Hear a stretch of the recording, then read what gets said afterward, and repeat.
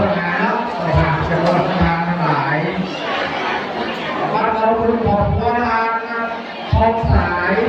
คนอาสาโอนาพิพัฒน์อีสาธุ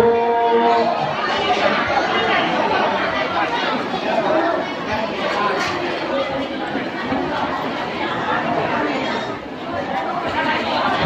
ำนักต้นกระพุ้งเงินเดิมในอาหารเป็นต้นนะวัดอุตสาหต้นนี่เกณฑ์เป็นต้นเลยโฆษณาต้นเนาะออกวัดกองทางต้นสายขยันปัญญาต้นกระพุ้งเงินต้น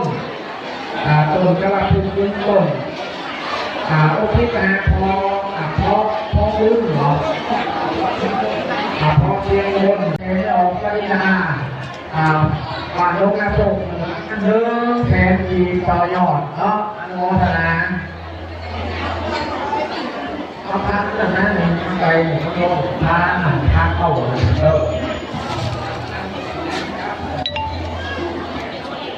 ใช้บาทก็ครอบครัวไม่ออกครอบครัวออกขึ้นเนาะพอลูกหลานลึกแสนจีต่อยอดผ่านมากระถิ่นเนาะอาวัวนะครอบครัวแม่ตู้แล้วตู้รวมพันบาทไปทองจากบ้านแล้วก็ยัยทองต่อลึกแสนจีลึกแสนจีไม่ออกทั้งลึกจากบ้านปัจจัยหน่อยห้อง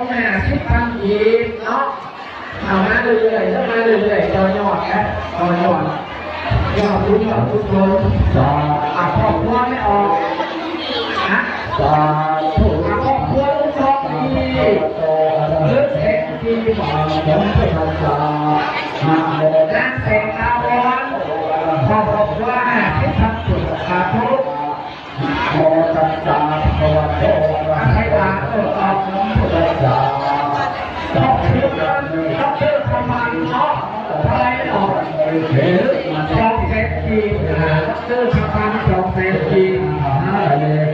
พักต้องขึ้นมาอย่างยังดูเทวะเอาทางเราจะเป็นขันธาพักต้องปีนาสักกาเอาต่อยอดเลยเทวะ50,000ทีอาลานาสัมมาสัมพุทโธภะขอบคุณนะทำสิ่งนะทันทีบ้านนะที่เป็นอาสังขารนาการทำมังนาเทศยามาสวาขาโตภะคะวะโตโมอะภะคะวะอะระหะโตที่เป็นอาสังขารนาการสังฆังอภิโภคยามาโสมติปันโนภะคะวะโตสะสังโฆสังฆังนามานะโมภะคะวะโตอะระหะโตสัมมาสัมพุทธัสสะนะโมตัสสะลึกแสนดาวพันปีลึกแสนดาวพันปีสัมพุทธัสสะอาทิตย์สัมมาโมภะคะวะโตอะระหะโตสัมมาสัมพุทธัสสะสาวันตีสารนังคัจฉามิธัมมังสารนังคัจฉามิสังฆังสารนังคัจฉามิโอ้ยยังปีพระนาทิพย์สารนังคัจฉามิไปวัดสุไทยวัดเจดีย์บ้านเจดีย์บ้านเจดีย์แล้วก็วัดลูกหลานนึกแผ่ดีกับทุกคนตาโอ้ยนะตาปีปีขับเอาตาขับอาปีตาติดกับปีโน้นนะครอบครัวไม่ออกไม่ออกสาวเล็กสาวไปไหนก็เอาลูกหลานกองเทนอียังสาจักรโลนะทาทาเนสุขติเทตังสาเอตังสาตุมาหังโมเกมโมจัตุปังสัทธาปัจจยามนะเทวะวะขะเจต สายตรงกับสุดสาย เดชาเดชาเดชาเดชา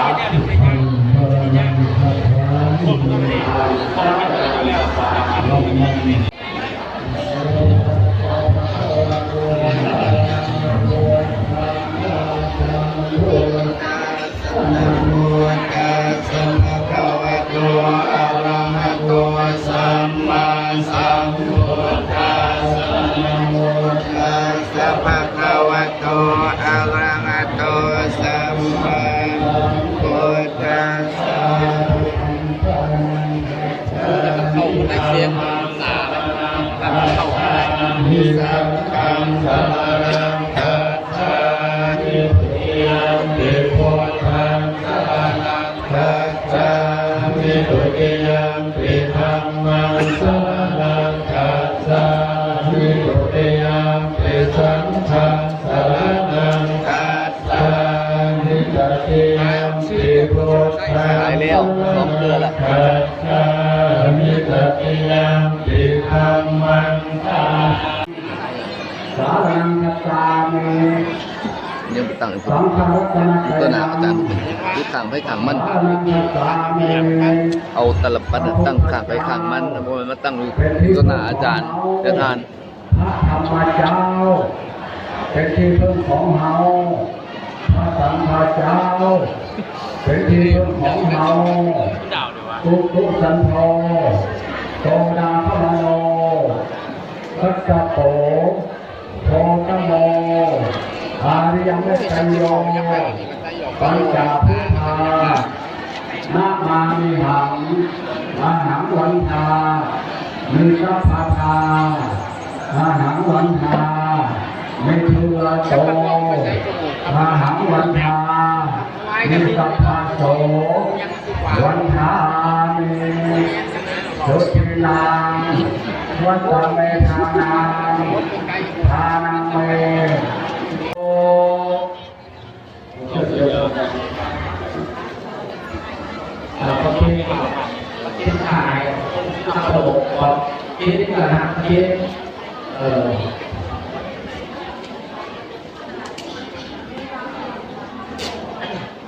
บอกเนาะเอาตลับปัดมาไว้ข้างเนาะแม่ ไตหนึ่งเราเอาไว้ขาย อืม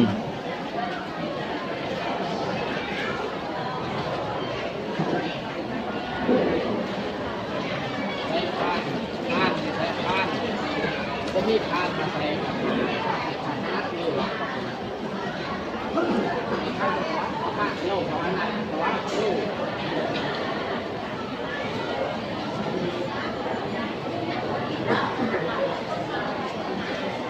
อย่าเอาแต่ผ่าถังอึ๊บได้ตะแกะไม่ยากก็ได้ผ่าหักเอวอะไร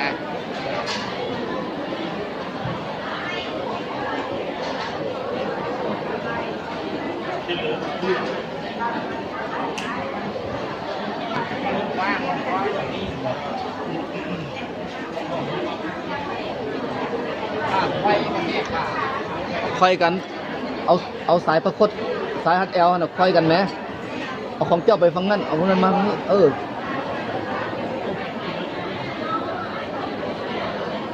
ว่าวันนั้นโม่พอกัน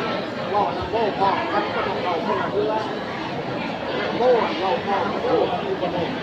อากาโลกันแหละว่าเราโม่พอกันเราพอกันยังไง ตั้งนะโมพร้อมกันกัน เราต้องมาเพียง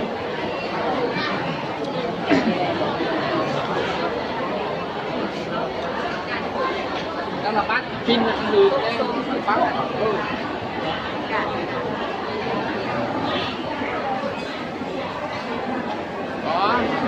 ไม่ดีเลยเนาะของนายด้วย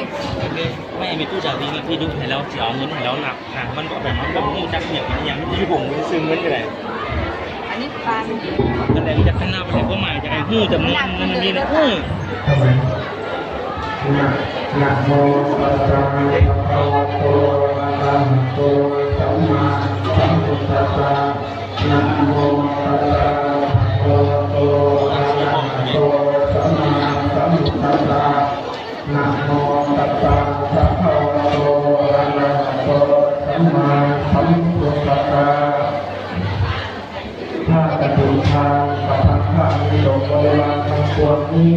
เป็นของศรัทธารวมของชาวบ้านของคนในบ้านวัดตะไลโมกบ้านวัดตะไลนาบ้านวัดตะไลโมกบ้านวัดตะไลนาพร้อมด้วยบ้านไกลที่มีใกล้เคียงในนครหลวงยังจันทร์ได้ภาษาพระศรัทธาเรื่องใสอันเหตุการณ์ในบวรพระพุทธศาสนาจึงมองอนุโมทนาทอดถวาย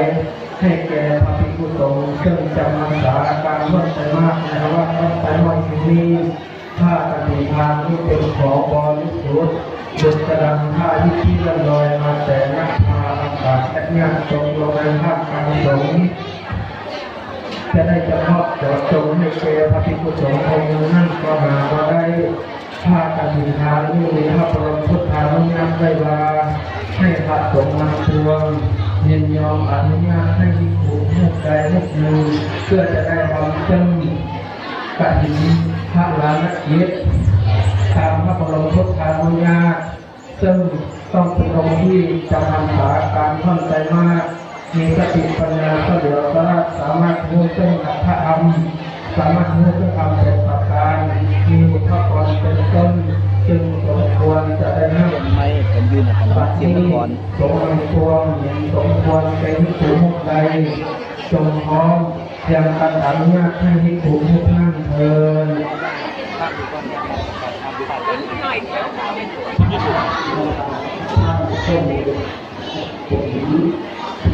จัดมาเลย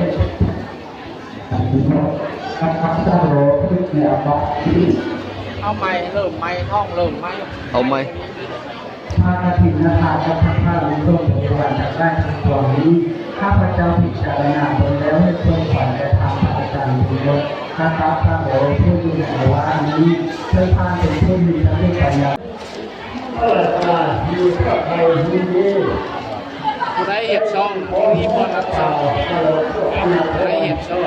ไม่เห็นนะเสือเลยรักช่องพิมเสือเลย เราเสร็จผมจะมีมีปัญหาอย่างละโหยละโหยต้องเชื่อ ยิ้ม ใจ แต่ไหนที่รักช่อง ก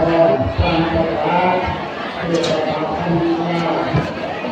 การเป็นการเลือกแต่มีการเลือกเป็นอันไหนแล้วก็ต้องในตำแหน่งเจ็ดนิ้วเพื่อพระธรรมชาติเจ็ดนิ้วเพื่อพระธรรมชาติทั้งเจ็ดนับเป็นจำนวนกับโตที่ตราคุณที่หนักอ่านเป็นสมบัติทั้งหลาย